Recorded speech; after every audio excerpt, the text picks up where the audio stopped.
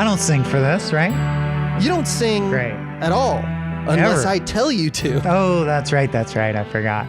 That's right. So then I just say with my mouth that this is Anderson's. Anderson. Yeah. Michael Swaim, Abe Epperson. Right. I'm the ladder guy. Yeah, And that's the one. And I'm the guy climbing the ladder to get over the border wall. Huh? Thematically on point. As we discuss one battle after another by P.T. Anderson. If you want Wes Anderson, hey, you came to the right place, but at the wrong time, my friend. That's right. It's P.T. time.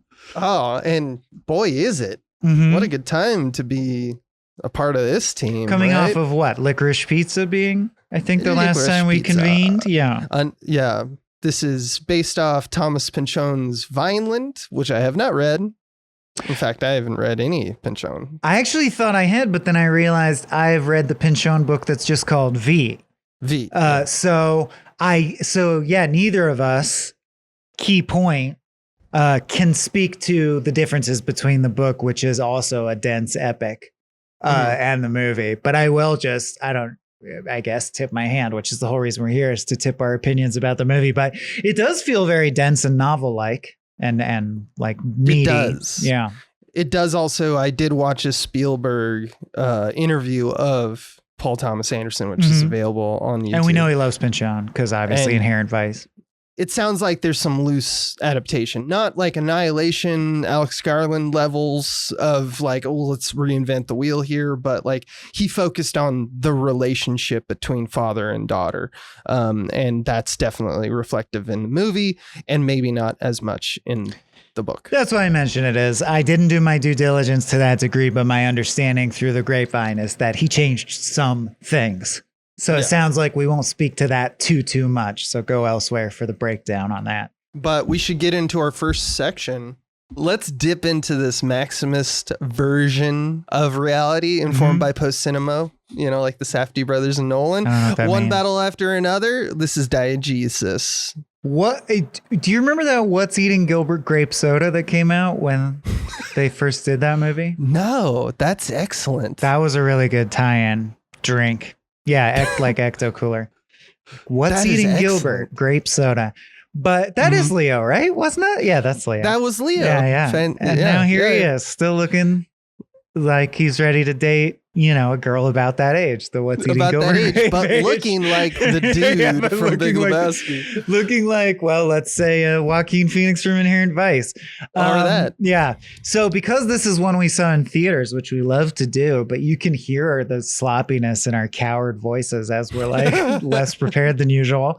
Are we still doing like the normal, spectra though? You want me to take a crack at diegesis? I think we should take a crack at diegesis. Okay. But like just for anyone who hasn't watched or for people who have watched, it's mainly going to be coming from the internet as opposed to the catalog of scenes that we typically do just because of the where our schedules are at. I don't know. Yeah, maybe this is just a snobbery thing, but I actually kind of judge, podcasters who clearly just read the Wikipedia synopsis because I'm like, is that research? Is that really research?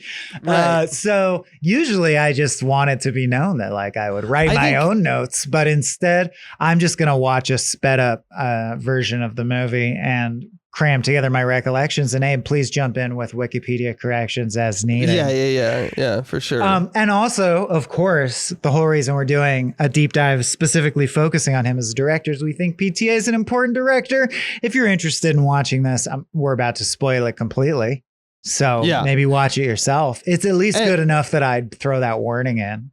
Yeah, and I think we'll go through this section fairly quickly because a lot does happen, and it definitely deems like, a dissection, but I think that the important conversation you is and going I to are be going to talking about it. Yeah. Yeah, which I have tons of notes for, but like for now, yeah. Okay, so let me whip through a scantier than usual, not a full scene by scene thing. So it generally follows, which I was surprised by, or at least I walked in not knowing how realistic is it going to be? How wacky is it going to be, right? And it's fairly realistic and takes place over a fairly long period of time, but follows relatively few main characters, which hopefully will make this part easy, which is the synopsis. So we start with a group called French 75 doing an action. They're a resistance group who works generally against fascism. In this case, they're breaking a bunch of people out of an immigration detention facility in, I think, Otay Mesa. And we're introduced to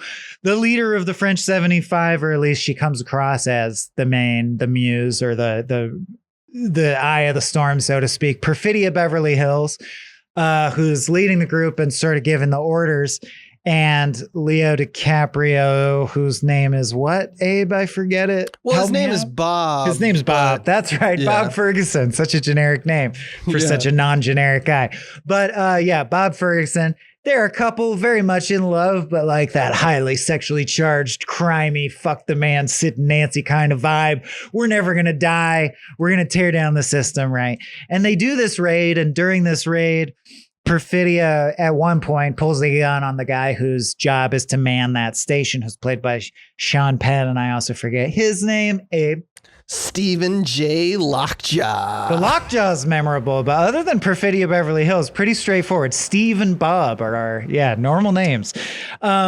So, but the main takeaway is he is now both obsessed with her. She does this weird psychosexual game where with a gun to his head, she tells him to get an erection, which he easily does. Man, yes. I would not be able to achieve that assignment. That is above my erection pay grade. Yeah. But he is able to just will himself to have an erection with a gun to his head. And for some reason, she wants him to do that. Or that's something she requires. No, it's about power. Oh, right? It's just like a humiliation tactic. But I bet that he's like, fine, I will do that. Yeah, because later he says, I love black girls. I was good. So. This fucks him up because he's a weird racist lunatic and his wires are crossed by this. So in some way he is now sexually obsessed with her, but he also hates her, right? Because he is like a right-wing jarhead piece of shit. But this experience seems to make her his white whale, if you'll pardon the mixing of the metaphors, where he's like now sexually and like politically obsessed with her. So that's Sean Penn's takeaway. But we, the audience, follow French 75 as they sort of go throughout their career. They're a couple, Leo and Perfidia, Bob and Perfidia are a couple. She ends up getting pregnant, but she never, by Bob, or at least that's the way it seems at first. But she never lets that slow her down, and she's still just constantly leading French 75 on raids. He is not the leader. He follows in her wake, but he is a very adept. He's like their demolitions expert. So he's constantly blowing shit up or providing arms. And they do a bunch of stuff. They do a bunch of disruptive stuff that's generally on the side of what you'd call liberal to far progressive causes. Like they might, I don't think they literally do this, but the kind of stuff of like burning Teslas, freeing immigrants from ICE detention centers, shit like that. But they're also like fucking on top of the Tesla. And then they're fucking and it's hot. They like think it's hot to burn it all down, right? Yeah. But at the same time, Lockjaw is constantly tracking them and beleaguering them. And eventually it's like inevitable that given all the resources of the state, he's going to close in on them. And I forget how, but he finally does. He captures Perfidia in a raid. After, whatever, at some point he tracks her down and they have her in custody and they hook up while in custody. Is that right? No. She rats. That's right. That's what's key about it later. Yeah. When push comes to shove, he offers, she's the double abandoner. Sorry for my confusion here. So first she abandons, she gets pregnant and gives birth and Leo's like, well, babe, it was a good run. You will forever be a legend of the movement, but now it's time to settle down and be parents. Be a family. And in a very heartrending scene, she says, no, you can't. I can't contain. Just because I was born with a womb doesn't mean, like, my life is to tear down the fucking system and be Perfidia Beverly Hills and blaze out, not to be a fucking domestic mom just because I happen to get pregnant or I happen to be a mom. So she decides to stay true to the revolution. And she abandons her family to be a revolutionary. And he stays true to parenthood and raises the kid. Meanwhile, Lockjaw captures her at one point and flips her. So she goes they hook up, incidentally, but also flips her to state's witness And she helps him dismantle the French 75 and get a bunch of them arrested and compromised. And she doesn't like doing that. But at the end of the day, she rats them out to save her own skin. And then she also flees witness protection. So basically, Perfidia is just like a Nelly Furtado, right? She's a bird. She'll only fly away. She can't be confined. She can't be penned. She can't be pegged. Or like if you try to say, okay, I guess she's a true blue revolutionary. No, she becomes a rat. Okay, I guess she's a rat. No, she flees that. Like she can't be pigeonholed. That's just her. She is what she is. And her only thing is you can't hold her down. So because of that, she vanishes. Lockjaw stays obsessed with her, but she's an absentee mother. Leo grows up. Meanwhile, 16 years pass. Yeah. He has this strained relationship with his daughter who thinks he's too paranoid, but he's constantly saying, no, I'm not too paranoid. You don't understand. Me and your mom did wild shit back in the day, and there's bad people who would fuck us up if they could.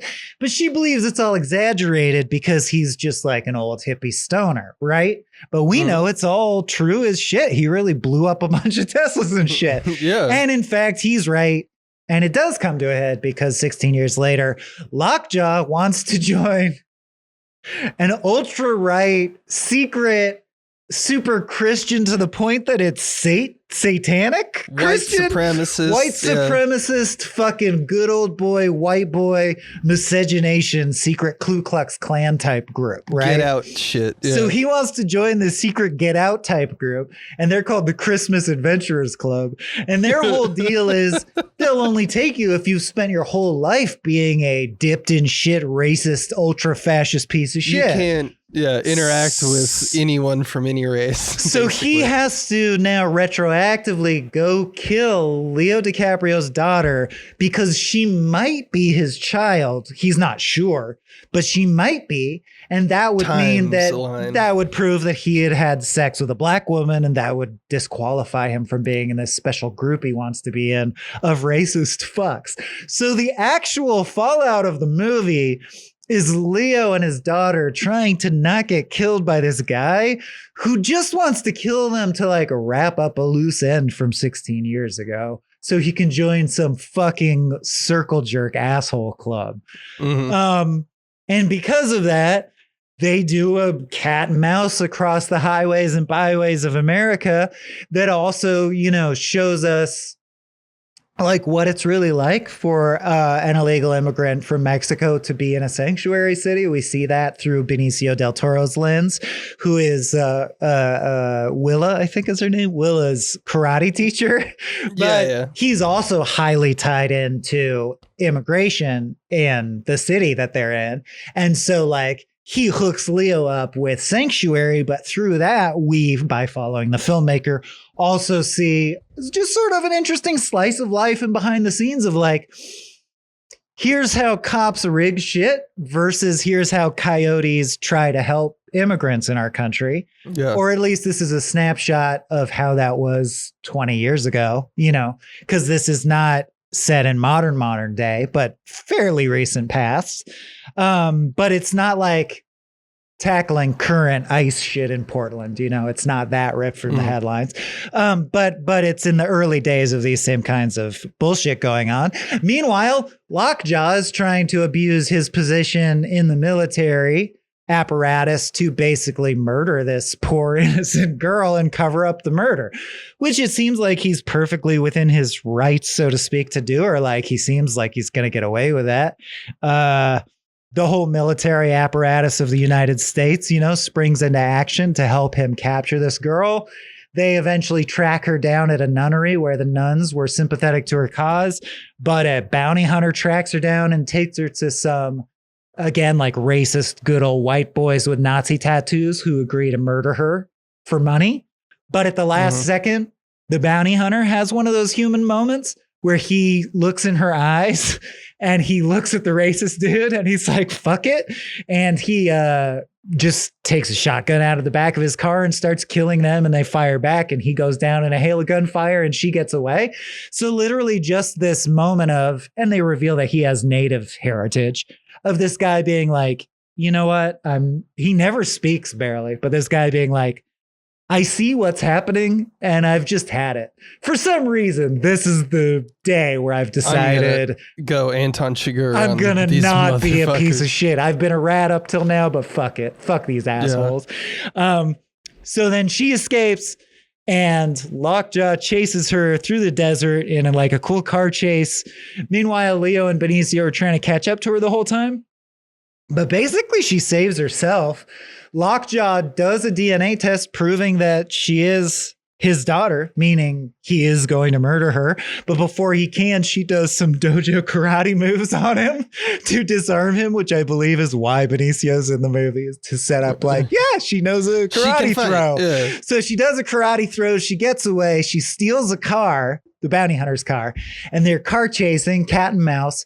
And she does something that, Abe, I gotta say, I swear to God, I thought of this because they filmed this in the area where my dad, my family, and I always went camping growing up. Agua I know Caliente. this stretch of road. This stretch of road, I know like the back of my hand, and this was thrilling to me. They do this in the Anza-Borrego Desert. There's this stretch of road where it's just smooth humps, like a serpentine hump for miles.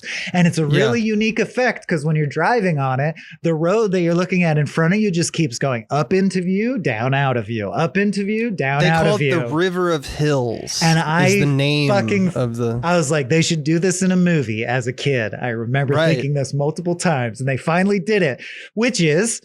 She goes up into sight, out of sight. And right when she's out of sight, she slams on the brakes, puts on the emergency brake, and rolls out of the car. So the guy that's chasing her in his car comes up over the hill at top speed and goes, oh, fuck. And then he hits her car. He slams right into the back of that car. Yeah. And then peels out bloody, and she takes him down. And then when he gets out of the car, she just shoots him a bunch of times in the chest. So... I skipped a part. This is why this is not as good as usual notes, but sorry, it's not Lockjaw because in the meantime, the Christmas Adventurers Club have basically sent their remember Jesse Plemons' first role ever on Breaking Bad? Todd. Right. The fixer. They sent their Todd after him because they heard through the grapevine, oh, he has a black daughter he's trying to cover up. No, we don't like this guy. And the order is, you know what? Kill everyone involved in this whole chain of events and we'll just forget this ever happened. So this guy who's just like some random soccer dad in a lacrosse shirt has already blown Lockjaw away with a shotgun to the face. But then Willa kills him with the trick I just mentioned. Then we cut to Lockjaw's car and see that even though he got shotgun blasted in the face, he survives and just army marches through the desert back to civilization. It's a zombie because there's also a scene he refuses where to die. Leo arrives and checks the body and he's like, that dude's dead. He leaves him. Yeah. But we then later cut to Lockjaw marching down the highway with completely bloodied face. So that they can make almost a reverse Anton Chigurh point, which is that they just kill him again anyway. So then he goes to the Christmas Adventurers Club and he's like, I see why, I know you guys tried to kill me, but no harm done. I swear it's not what you think it is. I love this clip, guys. His face is all shot up from the shotgun and he's like, can I still be in the club? It's all I want with my life.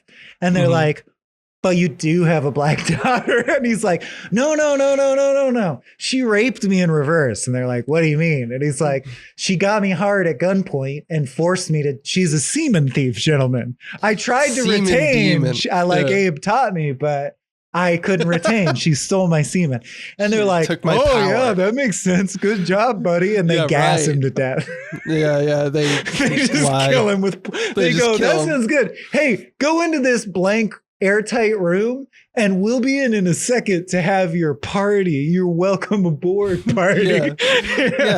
So straight up Nazis just killing people and he just wants to be a part of the team. And they're like, you're not pure enough. And of course, exactly, that's the only point that I think the story's trying to make is evil always eats itself because Hitler, no one's pure enough for Hitler. He's a fucking lunatic. You know what I mean? Like they hung out with these people. That's why they fractal off until they shoot each other.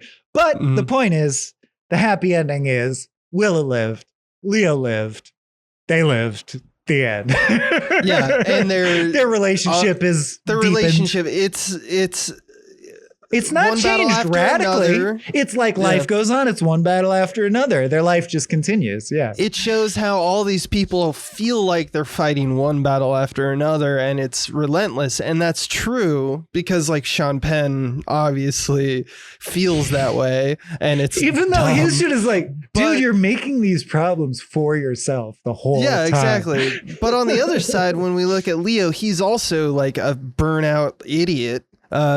Incompetent. Yeah. But his choice in life is not that I want to double down on that incompetence. And like he was kind of, a Sunday Catholic in terms of the revolution. He does believe all that stuff. He yells "Viva la Revolution" at one point direct to camera, but his calling is to be a father, and that he actually succeeds or at. it's, so that's it was one grace. and then it's the other. It can change over time. Yeah. And it's culminated in that climactic scene where Willa is like pointing a gun, going like, people are after me and I don't know who to trust because you have indoctrinated me essentially in this cult of, basically a cult where now I'm looking at you and I think you might be an enemy. And he's like, I'm your dad. And the weight of that impacts both of them to the point that I think that's right. Because the recurring joke is all of their networks require complicated passwords like what time is it? It's time for the grass to grow. The grass shadow falls on the whatever. And he's been a stoner for the last 16 years and can't remember any of them. So he's constantly having problems accessing any of his resources. And then at the end, they flip that from funny to serious when he finally catches up with Willa.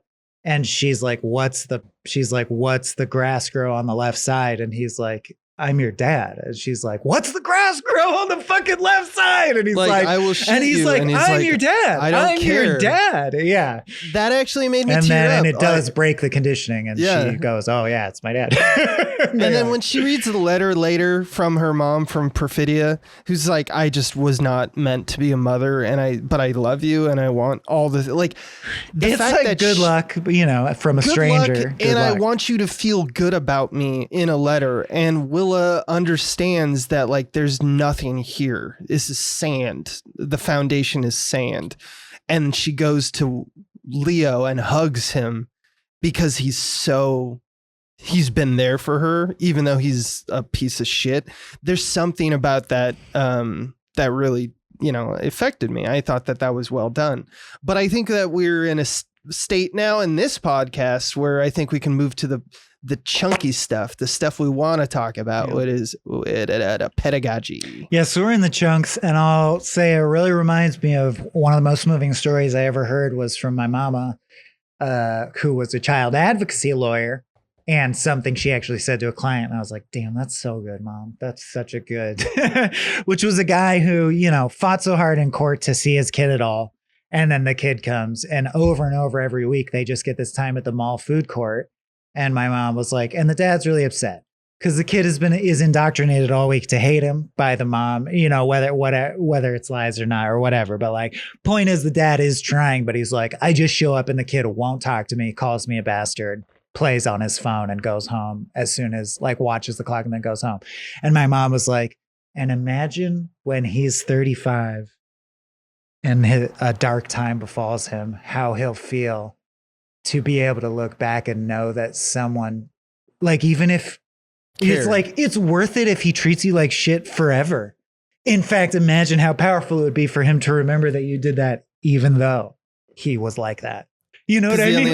Know that someone will. And that's what I get from Leo. Her thing is like, you basically just smoked weed and hung out at the house, but you were physically there at the house. And you will fight years. for me. You will fight. You will be the only one when if there's no one else and someone threatens me, you're going to show up. Even though I'm more competent than you. To do so. You'll show up late and I will have already resolved the situation, but it's meaningful that you tried. Yeah, it is meaningful that you tried. It is meaningful. The level of absurdity in this film is kind of choice. It reminds me of Dr. Strangelove. It also reminds me, of course, of Midnight Run. and the 70s exploitation films that were renditions of like the form of that genre. I guess that's all genres, just renditions of form. But it's definitely about humanism. What kind of person are you? Are you an ideology? Are you okay with contradiction? We are more than monoliths. We tell ourselves this. We are more than what we believe. And that's obviously the battleground of one battle after another. The film does state kind of a success and achievement in the end, like we were just talking about. It's not There Will Be Blood where you're left with a feeling that nothing truly resolves. It just keeps going. Do you mean There Will Be Blood or No Country? I mean, There Will Be Blood. Really? I feel like that one does resolve and is more like a portrait of how capitalism totally compromised one man's soul. I guess it's because he the says, attention... I'm finished. That's pretty resolved. Yeah, his story is resolved. You're right. But like There Will Be Blood has this feeling throughout that it's like he is an archetype, right? It's just he's the tycoon. Going. He's a tycoon. Yeah. Whereas this is a little bit more personal. Granted, you could call all of these people archetypes. They are. It's a Paul Anderson film, but there's a triumph, and I'll be honest. Especially Sean Penn. Yeah. No, I would say like not Lebowski-ish. Like Leo feels more fleshed out than the dude. He feels rounder than the dude, I would argue. Exactly. Yeah. And that's what PTA is always about, the character study, right? And I feel like in a way this film is like, it's poignant. Like I felt this way about WALL-E when I walked out of it back in like 2009 or whatever, where the success against the insurmountable struggle that is presented by the film feels smaller. This is a film that feels romantic about how it resolves. It's like saying all these things about revolutionaries, all these things about MAGA, bullshit. But like in the end, it's a success for them too. And I think that that's new ground for Paul Thomas Anderson, to be honest. It really reminded me of a play/novel kept coming to mind for me. And another movie I'll bring up later. But for a thing that covers so much ground geographically, because it's kind of a road movie in certain points, you could stage this fairly easily, and there's only a few main parts, and those main parts are really juicy acting parts. Like we haven't mentioned, but Sean Penn's doing a thing.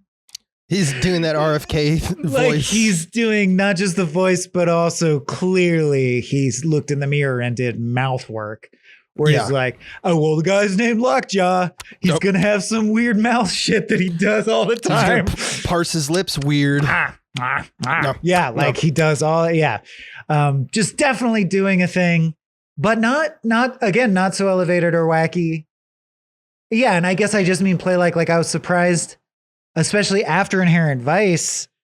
Not that we have to compare them, but I was ready to compare them because Inherent Vice is freewheeling and about a guy who's on drugs most of the time, bumbling around. And on the surface level, this overlaps in that dimension. Right. But very, very different films, to the point that I'm going to stop mentioning Inherent Vice. Like I only mention it because it's the same filmmaker.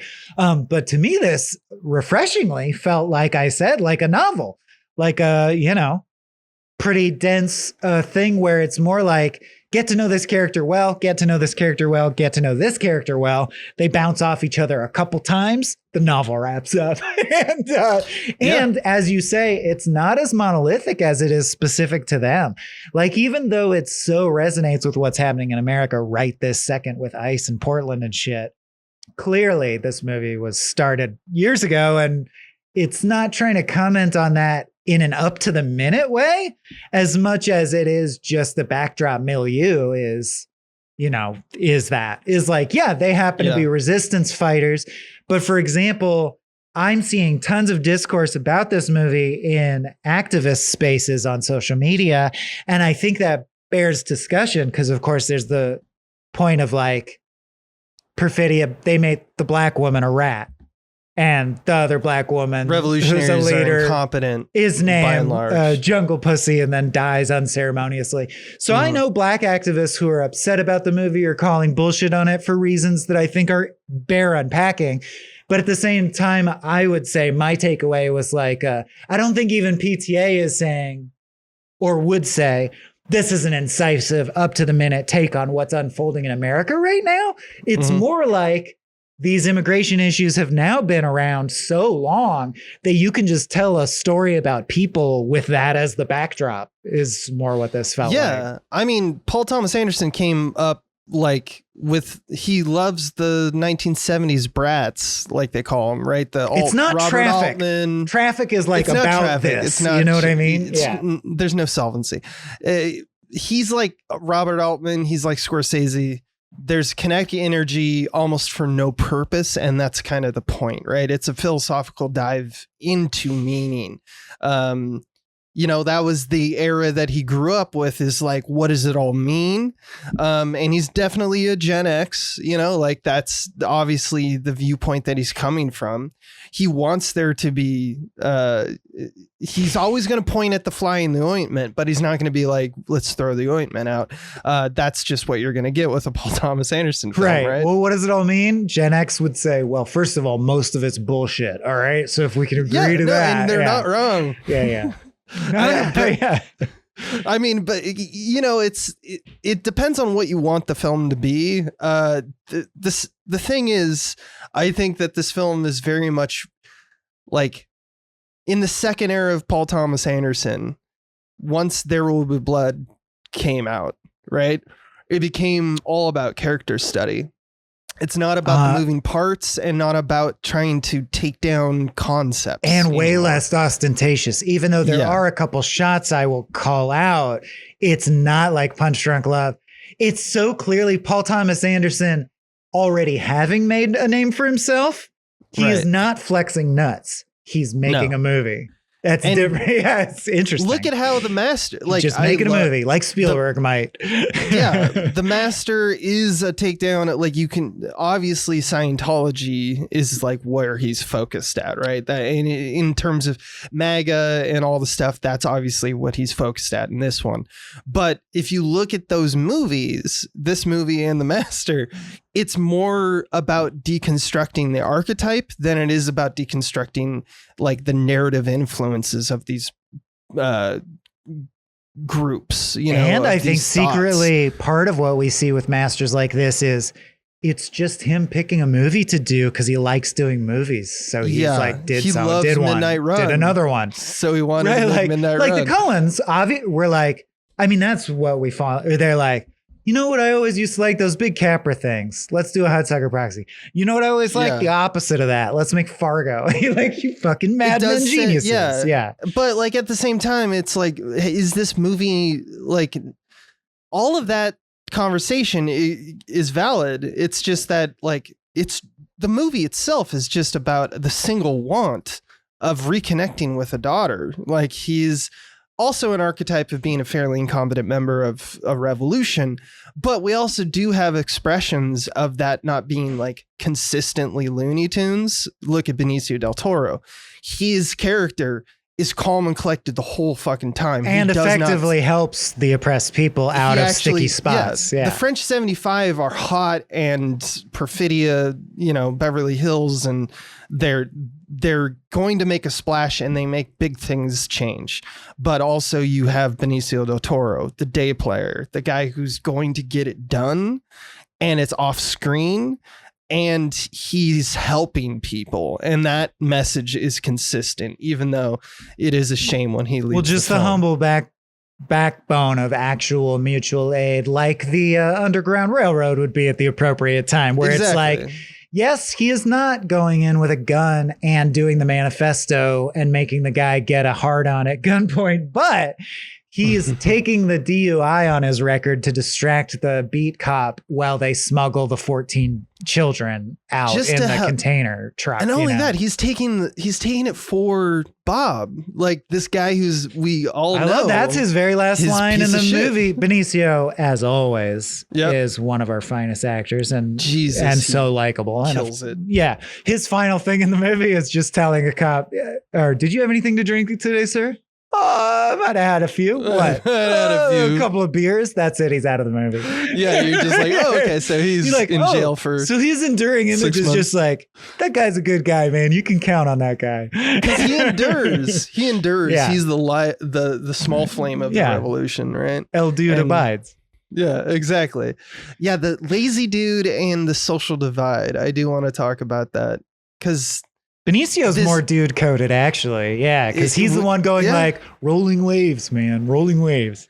Like, because you mentioned that a lot of people are reacting against the, seeing this through the lens of the modern American political landscape. This film presents fascists and revolutionaries both as personal, but of course as socially effective or ineffective.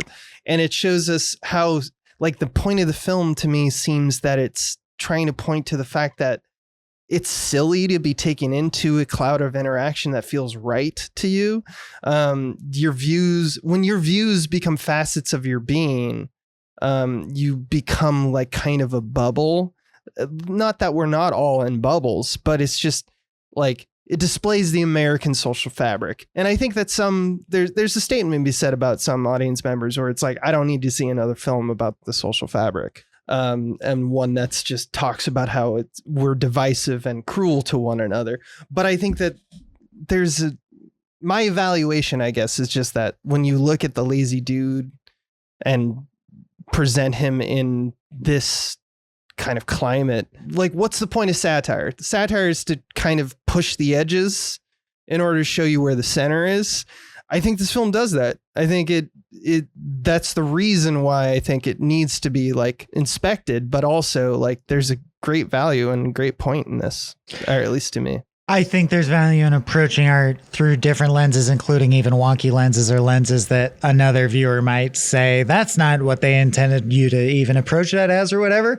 But for the sake of discussion, fruitful discussion, yeah, I do view it differently. I think it's not trying to be satire, and that's almost where it runs afoul, or I should rephrase that. Certainly, I would imagine Pinchon probably thinks of it as satire, and it was art, maybe even dead spot on satire at the time. But I guess it also depends what bubble you're in, and I'm in a very activist, conscious social media bubble, and so voices are in my head that I'm sort of debating with myself, and in that I do think it's valid to question this through the lens of kind of like I did with the recent Alex Garland Civil War, where when you're in a time in America globally where there actually is a fascist upswing, and it really is, and we really could use effective satire if it did what satire does at its best, which is educate people or make people have that lightning bolt moment of, yeah, fuck the Nazis. Or, oh, that argument makes it so clear why we got to stick up for our neighbors and fuck the Nazis. Like, at its best, satire will coach you or give you maybe something you already believed, but it hammers home why it's so important or whatever. I don't know that satire changes minds, but these are such long conversations that I'm trying to package them quickly. True. But like, so I do think it falls down in a way, as I thought Civil War did. If it's trying to be vital and urgent, and we do need vital, urgent voices. So I think it is important that people younger than us and more plugged in than us are having conversations about why is the older white man adapting the book by an older white man. Like, the comment is still always the white male gaze, observing from God's perch how sad it is that this is all unfolding, blah, blah, blah. I think those lenses are super valid. But I also got a lot out of the movie approaching it, like I said, as the activism is just the milieu. Because when I tried to approach, for example, Alex Garland's Civil War through the lens, like, okay, let's hold it through the standards of what are you trying to say politically? It came across as like embedded war journalists are a big part of their problem and how they're desensitized. And that's neither here nor no one's really talking about that. Who cares about that? Truly cares. And I disagree. Or like, that's not the problem. And I feel like one battle after another kind of falls into some of those mathematical woke pitfalls where you're like, yeah, its statement is not necessarily the most urgent or on point for these times. I do think it's just him making a movie of a book he likes. But I do think he stands behind like, yeah, I'm more of a liberal guy than a conservative guy. Yeah, I do think racist fuckheads should get shot in the face or whatever. But if you know what I mean, I think PTA is just really playing for like relatively low stakes, agreed upon if you're a liberal, progressive thinking person. Like, yeah, racism bad, family good. But it's not trying to be like on point satire. And that allowed me to actually open my heart to it a lot more as an exercise. Interesting. Yeah. And see things through the Spielbergian craftsmanship lens that, again, I haven't seen since. Like there's, I like flashy stuff and archetypal stuff. And I don't care about characters as much as ideas or structure games or like icons. So for my money, something like Punch Drunk Love, where he's represented by blue and she's represented by red, and when they get together, it's purple. Like that game is more satisfying to me just because of personal taste than like getting to know real well-rounded characters. So in a way, this like isn't the PTA for me, but it's a really good one of these. I ultimately think of like a story of actual real people, and PTA is still a master and doing subtly meaningful things that aren't as flashy as Punch Drunk Love. Like, no, Sean Penn does not wear a bright blue suit the whole movie that draws attention to it. Like, what does that mean? It's got to mean something, right? But I'm frozen on a shot right here where as Sean Penn is marching in the desert with his face blown off, and you know his only goal is, I can't die because then I won't get into my stupid KKK club. Yeah. I just noticed for the first time that actually crossfades to a shot of the club debating whether they should let him into the club. Right. And because of the nature of the crossfade, it makes it look like he's seated amongst them, but the X of the window is crossing him out. Right. So like, he's there, but he's not there. Partner. Right. Yeah. And like, there's shit like that all throughout. So it's the kind of shit where I have to watch this again to notice how brilliant it is, probably. Like, I'll get it the second time. I'll notice the shot composition stuff. I was overwhelmed by like the Sugarland Express of it all. Like his how he does tension is insane. I was lost in the human story. Yeah. Right. But I do think that, not to back up too much, because I do want to talk about Craft with you, because Craft, what you just said, I 100% agree with. Like, let's make everything's Looney Tunes as far as I'm concerned. But I will say that, like, talking about the activism stuff, talking about like why you make a movie and why you dub it satire, there is one statement I think this film does earn its credit in terms of that conversation. For me, again, this is just a subjective choice, but this film it's a father-daughter film. It's talking about all this stuff, but there is a statement about what the difference between social revolution and personal revolution are.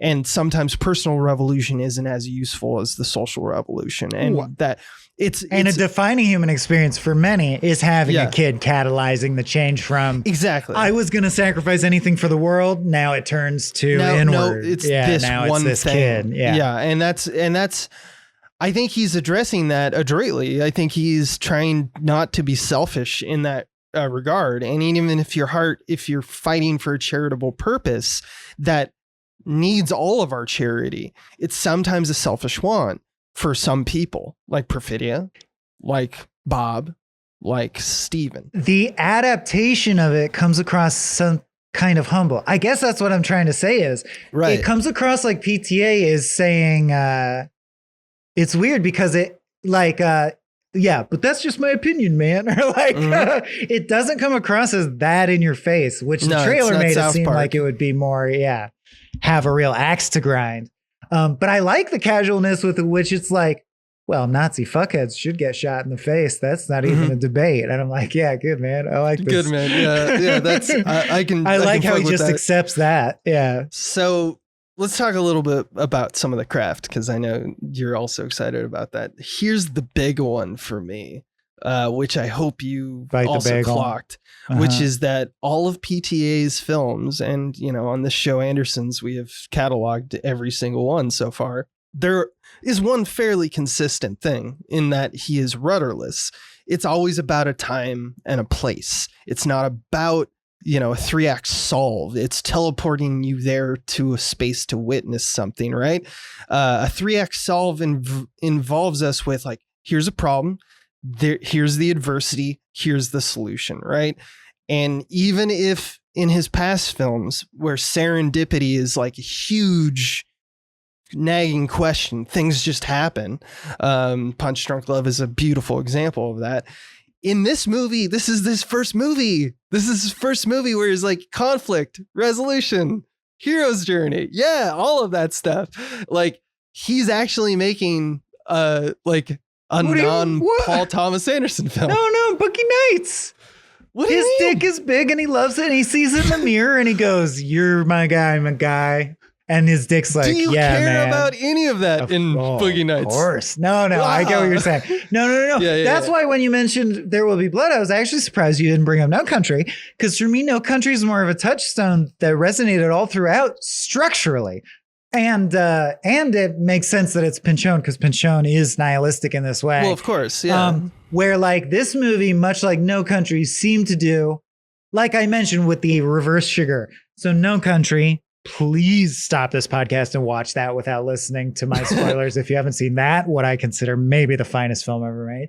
But Anton Chigurh gets hit by a car purely serendipitously. And you in a normal movie are like, oh, that's the justice of God, right? Like, but then he survives the car wreck and you're like, well, now I'm confused. Because in a movie, usually something happens one way or the other way. And that's how I know what it means. And the point is, right, but life isn't like that. We decided, what if we made a movie where life does not have an underlying logic? Right. It is random.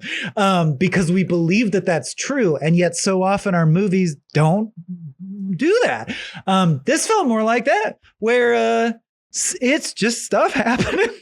It's stuff happening. Like the framing device is always clear. You want her to live. He's going to chase her down. You want Leo to save her. But it happens. Anything could happen in any order at any time. I think much like a Pinchon book. You're right to mention how the Coen brothers versus Paul Thomas Anderson kind of approach the same kind of It's a soft nihilism. Yeah, it's a cheerful nihilism. Like, then this happened. I don't know. I think for the Coen brothers, everything is a joke, right? They're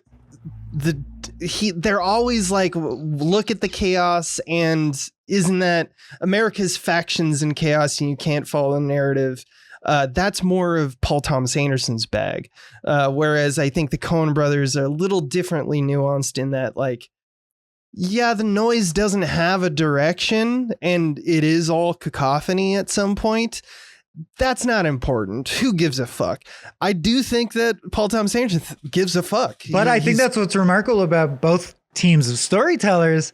Both clearly can and do inhabit, like you mentioned, Punch Drunk Love, but Hudsucker is the obvious in the Fargo column. Right. They can make a movie that totally, in Hudsucker Proxy, angels come down from heaven to change the ending of the film. Yeah, there's magic in So and PTA has made movies where serendipity and God's justice does guide the outcomes of things.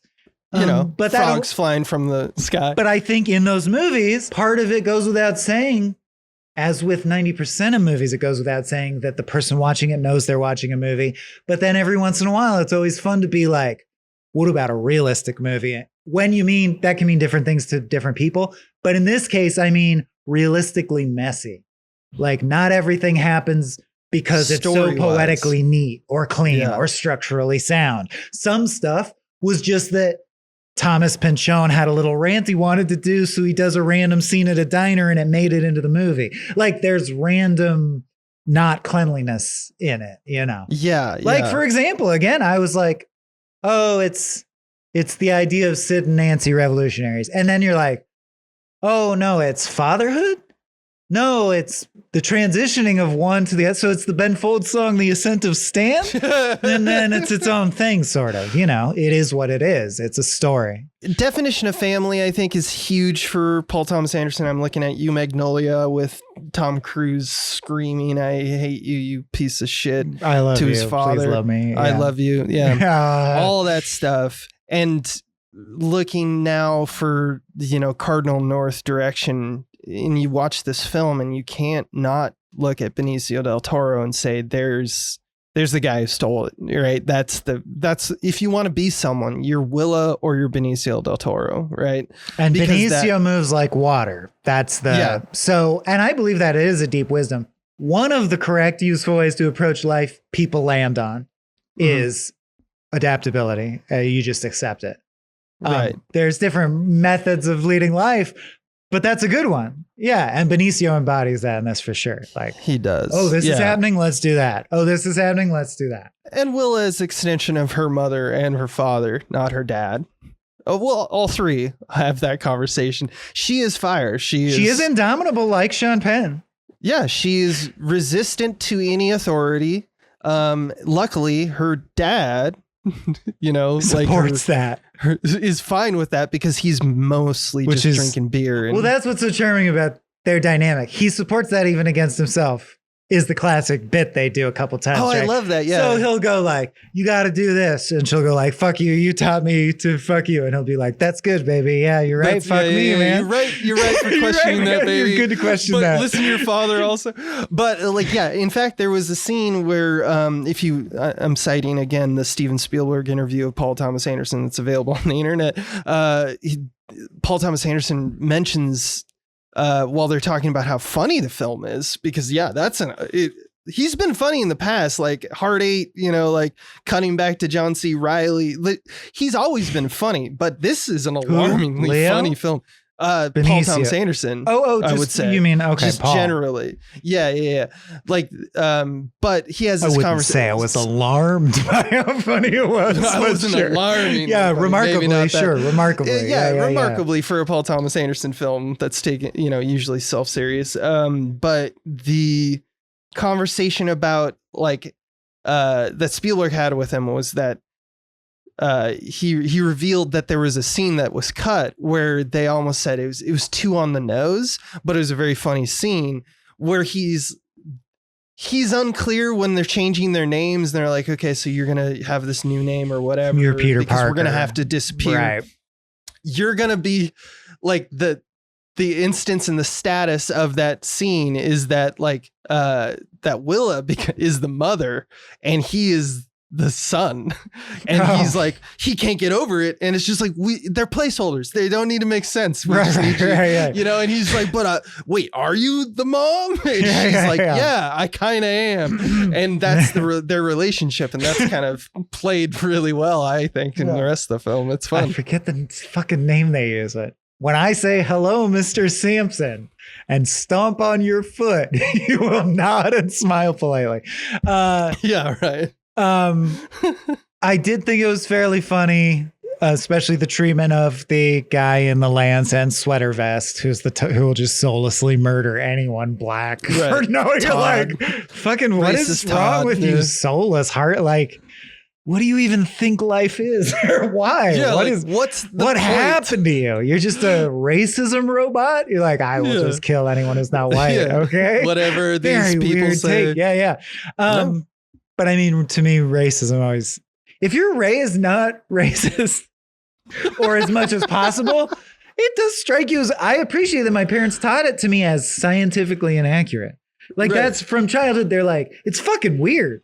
Like the humans are comprised of millions of characteristics, and we would classify who's superior by the skin color versus eye color, height, like any number of millions of characteristics. But anyway. Yeah, no, it's on par with saying obviously. Hey, you have weird teeth. Left-handed people should be rounded up, and yeah.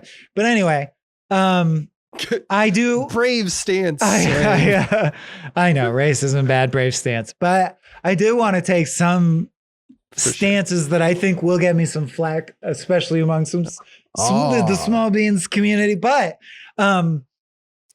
I don't compare things just for the sake of comparing them. I think these comparisons are invited. Abe, please slap me if you disagree. But I want to compare Sean Penn in this to the Mattress Man from Punch Drunk Love, because I do feel a bit like they're echoic, or it was like, let's get inarguably one of the greatest actors of the generation to be just a fucking unhinged piece of shit. Sure. And for my money, the Mattress Man has the X factor. That's that you can't, like, Sean Penn did nothing wrong, but it doesn't match the peak of shut the fuck up, shut the fuck up. Will you shut the fuck up? I need you to shut the fuck up. Yeah. And similarly, and this is an opinion I've had his whole career. I think Leo's a really, really, really good A- actor, but he never actually, or someone please correct me in the comments, there's these flashes of brilliance, like you mentioned one. Tom Cruise, I'm fine with, but there's these moments in his career, like Magnolia when he's at his dad's bedside, where I go, oh, he actually has it. Like the divine spark of acting from beyond the veil. And I don't think Leo has ever shown me that. He's just been right under that. He's so good, but he's never like, I'm looking at the face of God. And I don't think he achieved that in this, but I thought Benicio did. I thought Sean Penn did at times. In this, or are you just saying in general? In their careers, I think both have. Yeah, Benicio del Toro for sure. His first Usual Suspect. I mean, to walk in and get that part with that audition is its own separate story. But yeah, anyway, there's actually an interesting, again, citing that interview. There's an interesting thing because Benicio del Toro came in.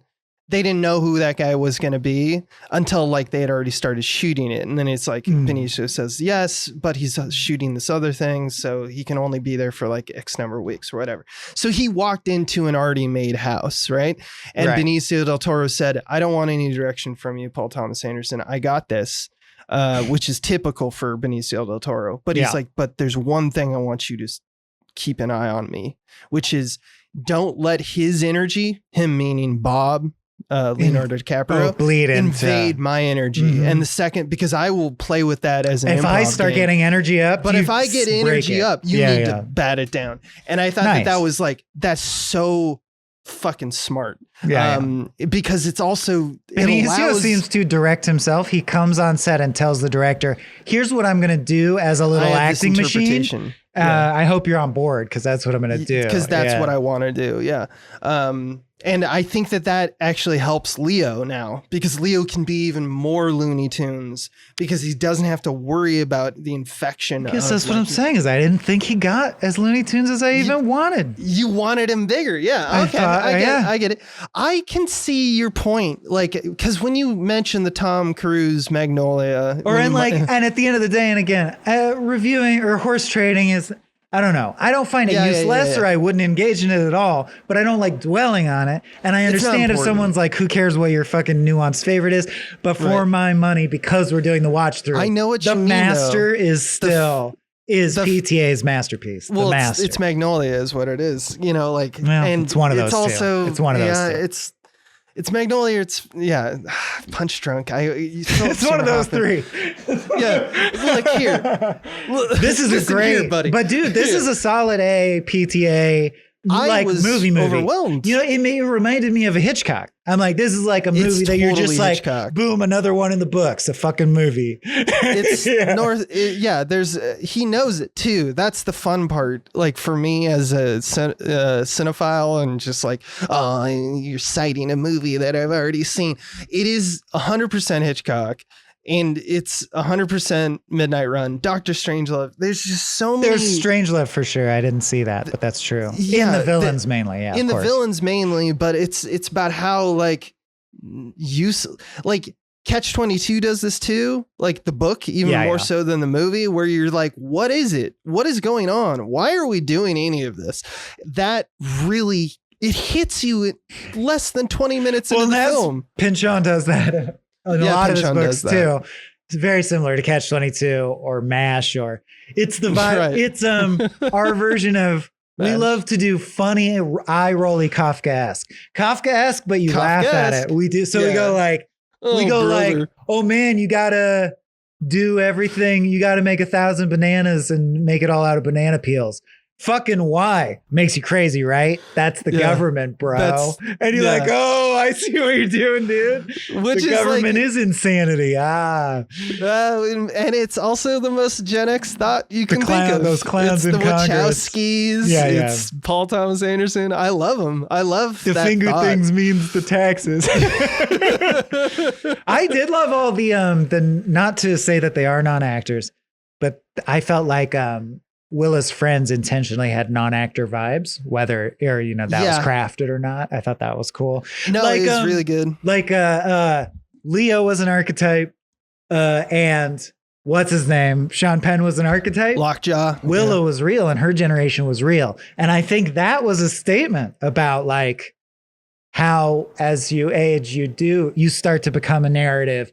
But you hope the next generation will somehow be even more complex or nuanced or real or rounded out. I think if we go back and watch Paul Thomas Anderson's films again, like we're going to notice that he has this devotion to witness. We also saw, because what you just said reminded me of that one character that Lockjaw interrogates on the side of the road to find the nunnery. And he's like, so tell me like what's going on here. And he gives this long, speech about it. And the guy's just like, there's a bunch of nuns up there. Like they grow the weed around the area. Growing weed. And he goes, he's like, is that some sick joke on God? And he goes, I'm just telling you I don't know, man. I don't know. I don't know what that. your deal is. And that's the vibe I got from the teenagers and from Willa in general, is that like they're being presented with this absurd world and they are left to their own devices with no help other than to just be like, yeah, that's why we have things like the the stare that people love to talk about on TikTok, where it's just like all these young kids aren't even saying thank you and and I stuff do like think, that. And it's like, well, look at world they're in. Yeah, that's and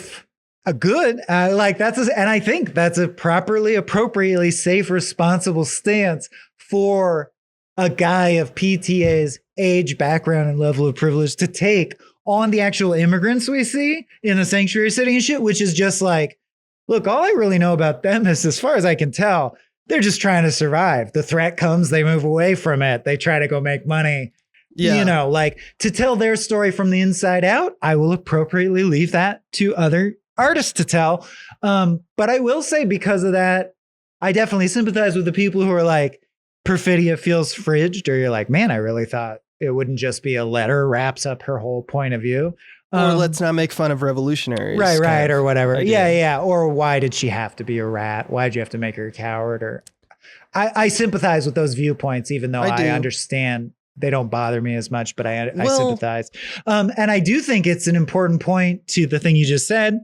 Perfidia's final letter basically says, we made whatever dent we made, but ultimately failed in the sense that there's still tons of urgent work to be done to make for a free, fair society. Hopefully your generation will also make some progress.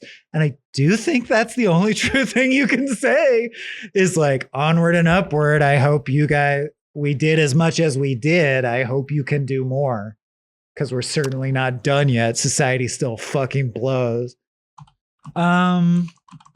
I feel terrible that you hear me type to have to look this up, but Teyana Taylor, like, we have to mention Perfidia Beverly Hills actor name because she kills it and is not as nearly as a household. And obviously Regina Hall is yes, and is an excellent character, but like for some reason we focused on the main plot. And then I also wanted to ask you, because I know him. The great ultimate grand wizard who ultimately orders kill everyone, make it so clean we can eat off the floor. The really old dude. What do I fucking know him from? Who is that? Oh yeah, not Tony Goldwyn, because he's the guy who's like just a member who's like, I'm gonna bring. I think Kevin Taihe is his name according to IMDb. Oh yeah, and he's known for Roadhouse. But what do I am like? Oh, I know him from Lie to Me. But he's in way more famous stuff than that. Yeah, he's in ER. He's and in a stuff lot of like Law that. and Orders. Yeah. He did a lot of TV. The West Wing. Was he in Battlestar? I don't know. Oh, he's Henry Janeway from Star Trek Voyager. Star Trek Voyager. He's the man that gives Janeway, Captain Janeway, her surname. He's the ancestor that is the reason. That's right. That she is named Janeway. Yeah. Oh my God. Why. That's where it is. That's the one. It's the Voyager episode. That's why. It's also why I was like Battlestar. Why do I think like he's my grandpa and I love him, even though he's saying racist shit? It's because of Star Trek Voyager. Yeah, no. So Kevin Tighe. Okay, great. Kevin Tighe. All right. Well, that's where we can wrap this up. Sean Penn sure had fun. Yeah. We love. Worth watching. Watch it. R. Andersons. And hope you do too. We'll be back with the new Wes, right? There's a new Wes. Phoenician Scheme, more Benicio. Yeah, it's been out longer than this has, but we just were excited about One Battle. Let's do Phoenician Scheme. We'll do a Phoenician Scheme coming up. Yeah, and if you're listening to this on the free feed, please come by, especially November. There's never been a better time to become a Small Beans bean, to become a Patreon of our Patreon, which is to say we're offloading a bunch more content that is exclusive to people who give us a little bit of scratch, and you can visit and see all of that detail at patreon.com/smallbeans. I have nothing else. I think we're out. Whee! This has been a Small Beans endeavor. We're a bunch of pals who make podcasts, sketches, music, web series, and movies. The beans always have new ideas percolating, so make sure to check us out at patreon.com/smallbeans.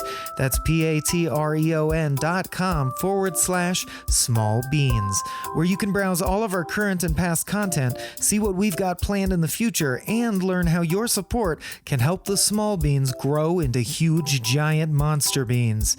If you enjoyed this content module, please like, rate, subscribe, or tell a friend about us. We love you.